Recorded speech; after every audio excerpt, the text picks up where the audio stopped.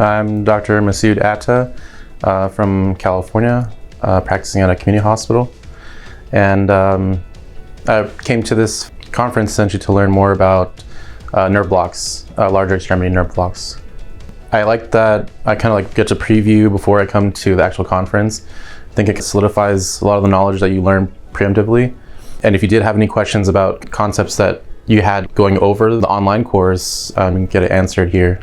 Email the conference committee and see, if it's fit for you. But want to learn about nerve blocks specifically, working in a high acuity ER, for example. In my facility, we have a lot of rib fractures, extremity fractures, and coming out of residency, we didn't get a whole ton of practice with that, but having conferences like these really open your eye and kind of make you feel more confident about practicing in your community.